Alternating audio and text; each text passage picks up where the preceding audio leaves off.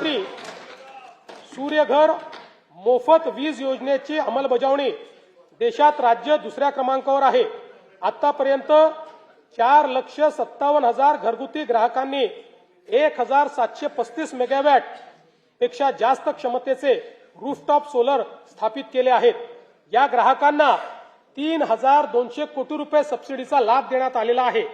0 ते 100 युनिट वीज वापरणाऱ्या ग्राहकांसाठी स्वयंपूर्ण महाराष्ट्र आवासीय रूफटॉप सोलर योजना स्मार्ट योजना मंजूर केली आहे।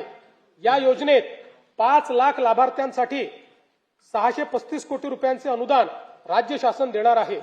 राज्याची पुढील 10 वर्षाची स्वच्छ व पर्यावरणपूरक ऊर्जेची गरज विचारात घेता महाराष्ट्र नवीनीकरणीय ऊर्जा आणि ऊर्जा साठवणूक धोरण 2025 ते 35 जाहीर करण्यात आले आहे।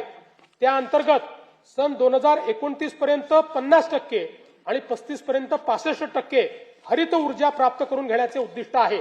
या धोरणामुळे राज्यात 3 लाख कोटी रुपयाची गुंतवणूक अपेक्षित असून राज्याला वस्तू व सेवा कराच्या माध्यमातून 15,600 कोटी रुपयाचे उत्पन्न मिळणार आहे। उदंचन जलविद्युत प्रकल्प विकासनाच्या धोरणाअंतर्गत आतापर्यंत एकूण 55 उदंचन प्रकल्पांसाठी सामंजस्य करार करण्यात आले असून याद्वारे 78,215 मेगावॅट वीज निर्मिती अपेक्षित आहे।